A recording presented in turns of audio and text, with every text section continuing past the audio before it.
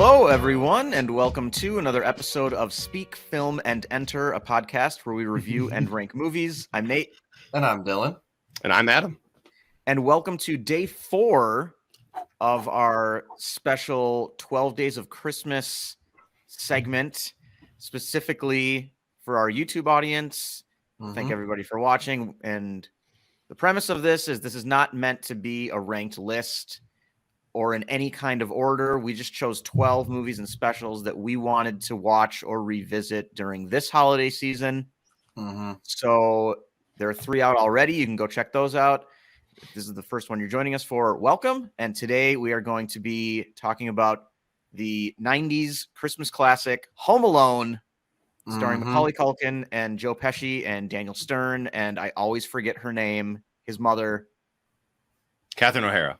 Catherine O'Hara, thank you. Nice. God, I just every single time. Also, John Candy is in this, which I kind of always forget about. Ah, yes. Yep. And then the wonderfully named Roberts Blossom as Marley. It's a great name. Who's Marley? Marley is the old neighbor? man. I forget what Buzz calls him, but the shovel slasher of shovel killer, of 57 or something like that. the kind old man who's a good neighbor and salts the sidewalk. Yes.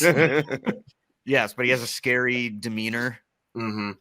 So yeah, I like the working in of like kind of the neighborhood legend, scary old man. I think that is a nice added element. And yeah, this won't be a typical review. We're just going to spend 10 to 15 minutes kind of talking about what this movie means to us, how often we watch it, and what our favorite parts are.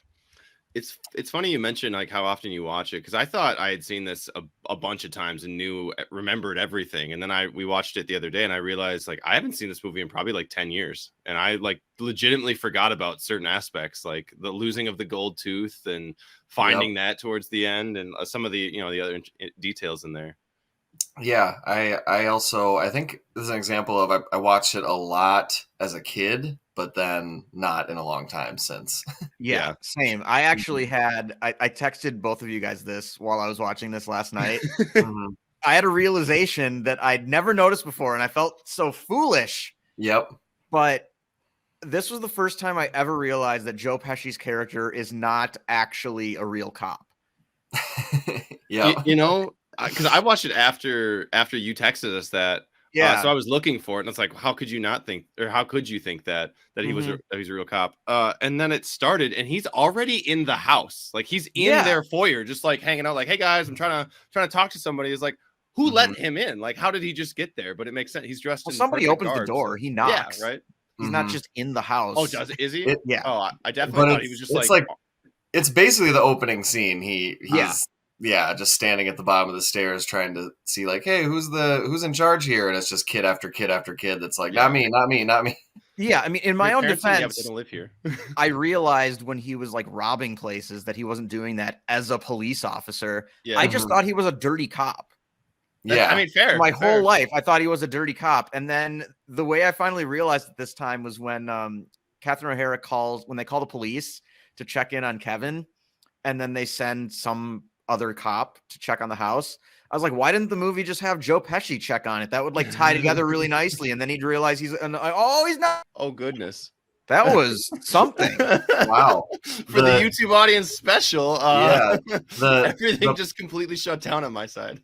The power of that realization about Joe Pesci just disrupted all three of them. Oh my God, yes. I'm going to have to learn a couple editing skills and get rid of that little gap that we had in the video there. 1, 2, 3, sync. All right. So yeah, absolutely. We're in different places now too. Yeah, we're all over. Yeah, this is crazy. It is. Yeah. It is. We should do this in the middle of every episode. Just pause, switch it up, and nice just have a weird cut. Yeah. But yeah, no, I also, you text me that you watched it the night before I watched it, and then so I went in like, oh, of course, silly Nate, of course he's not a crooked cop. But I bet if you would have asked like 12-year-old me, maybe I would have thought that too. Yeah, I found that in rewatching this, it's like the parts that I liked the most as a kid, which are like the home defense, like booby trap, half hour. Yeah, half hour. Now I feel like that's kind of the weakest part of the movie. like, or at least like the least compelling. Like, I liked the stuff with his mom trying to get home and the neighbor guy and his like kind of revelation about, you know, how he hasn't talked to his son, and kind of the banter between Joe Pesci and Daniel Stern. Like, and all the jokes with the uncle who's a cheapskate and just always says like the worst thing. And also kind of the other Macaulay Culkin stuff, like the, you know, when he's home alone for like the second or third day and he kind of realizes like, oh, I do miss my family. And when he's just like walking to church by himself. And I don't know, it's like all those other parts I actually liked. And then it got to the booby traps and I was like, oh, this is so silly. Like, I was like, it was still fun, but it didn't, like, when I was a kid, that was definitely my favorite part of the movie. And now it's not my favorite part of the movie. I also thought that like the booby trap stuff was way more of the movie, like, because having seen it so long ago, I thought that was like most of the movie. He's defending his house, and it's really just the end. I mean, the party he has, I suppose I kind of coordinate, or I thought that was part of the booby trap stuff, but that's just to delay all of that kind of thing. I just assumed that was all of the movie, and I was like, oh yeah, there's more to this. Yeah, you know? When he goes out into the yard and just cuts the top off one of the pine trees to make his own Christmas tree. Yeah, just adorable. His ingenuity is unmatched. Yeah, I gotta say, I think my favorite part is hands down everything that has to do with that old movie. And one thing, since I know we love tidbits here. We do love tidbits. And somebody in the comments, if I'm wrong about this, please correct me. But I'm pretty sure that is not a real movie. You're correct. They made up the old movie and had the dialogue specifically set so that it would fit in the context of the story with like other things they wanted to do. So it's not a real movie at all. Because I know people have all over the place have looked around for like, what is he watching? Yeah. It's nothing. It's completely fake, but it's great. Yeah, no, it's great. And that part definitely still holds up. It's always fun watching the pizza boy get scared. Also, the running gag about every vehicle hitting their polo statue in front of their house. I totally forgot about that. Yeah, definitely. What was your favorite part, Dylan, of the movie? I mean, I don't know. Like I said, my favorite parts were kind of more the heartfelt stuff. I totally forgot and really appreciated the John Candy small role. Just a lot of little good comedic bits, you know, be it the polka band, and when she's in the back with them, and he's like, "You want to play the clarinet? You want to try? Come on!" And she's like, "No, I really don't." Come on. Ah, okay. Like, just his timing and like their interactions were really nice. He was a nice added touch. Just as a total side character who's only in like 5 minutes of the movie. I like that. That was absolutely my favorite part, especially because he's from Wisconsin, polka and all that stuff. So I love when he's Sheboygan. Like, when they name dropped that, he's like, "Oh, from where?" And he's like, "Oh no, Sheboygan." I lost my shit. I was like, Nicolette was next to me, and she was so bored. She was so over it. She was like, "Just watch the goddamn movie. You've seen this a million times." I did not remember it at all. So all of those jokes hit exactly. Like, I was crying. I was laughing so hard. I loved all of that because you can tell he's just riffing. And Catherine O'Hara just kind of staring. I'm like, well, I don't know what to do. Like, it's so good. I absolutely loved it. It's fascinating seeing her with John Candy in those scenes, knowing that she went on to so much comedic fame with, you know, all of the A Mighty Wind and Best in Show, and then of course Schitt's Creek. Like, you know, I had just actually watched the Schitt's Creek Christmas episode recently, and then I saw her in this, and it's like, like she's getting the timing down, and just kind of that awkward like comedy, which later she would go on to be like the queen of. Yeah, John Candy has to be improvising a lot of this. I would think. God, yeah. Like, he just keeps talking. He just keeps going, and it just keeps getting when he's asking her like if she's heard of this, maybe this one song or maybe this other. Or how about these? Yeah, hit back 10 years ago, we sold like 645 copies of that album. Like, that's impressive. Like, and then when he kind of branches off into that like darker story, like we left our kid at a funeral home. Like, I was that part as a kid, I did not appreciate that scene at all. Yeah, that part was amazing because that definitely felt like he was just going longer than he was supposed to go. And he's just sitting there like, when is he going to stop? She was like, he got over it. Dark story. He got over it after 6 weeks. He started talking again. It's just so casual. It's Yeah. wonderful. You think Tom's home 2 weeks a year. Like he has a kid that has never seen him. Like all that Yep. stuff. He's going around the bus. Yeah. Oh my god. Yeah, that's the highlight of the movie for me. I did not remember that at all. Yeah. Anybody else have any particular favorite moments? I should say mine specifically with the old movie was, Dylan, you mentioned the Pizza Boy one. I love how it's used against Daniel Stern, because I think he actually uses the firecrackers Yep. at that point, and there's just something so satisfying about how like he prepared for this.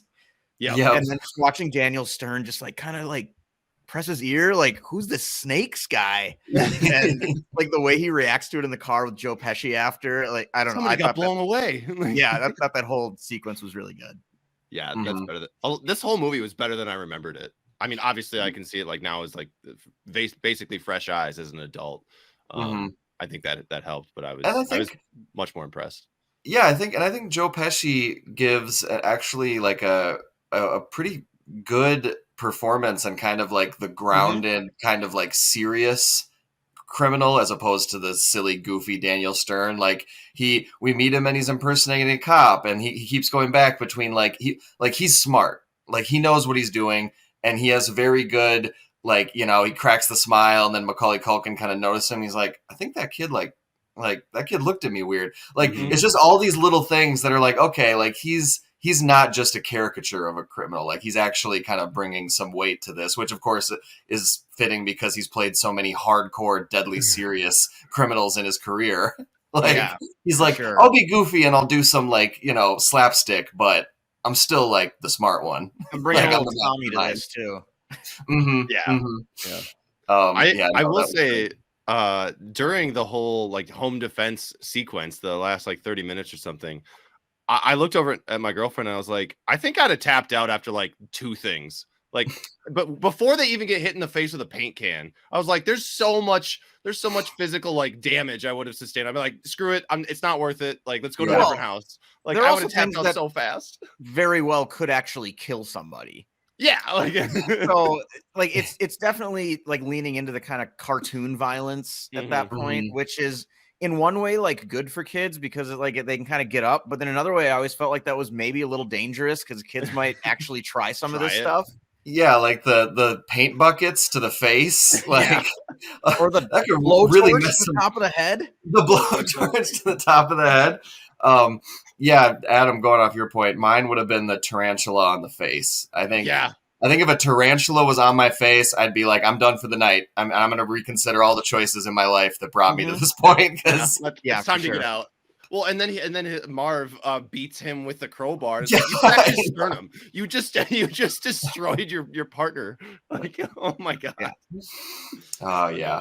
And those falls down the icy stairs look so painful. I mean, they looked painful in a funny way when I was a kid, and now as an adult, they look so like, painful. Oh my god, my back! Like the biggest cringe moment for me has always been the nail in the bottom of the foot. Oh my god! Like, not even close. I would have been done then. As soon as I stepped on that thing, I'm out for sure. Yeah, my Christmas is ruined. Yeah. Okay. Yeah. But yeah, I really liked it. And yeah, I just thought it was interesting revisiting it as an adult and the parts that I was drawn to and I thought were more compelling. It was a really good watch. I liked it. I genuinely really liked the scene in the church with the kid and the neighbor guy.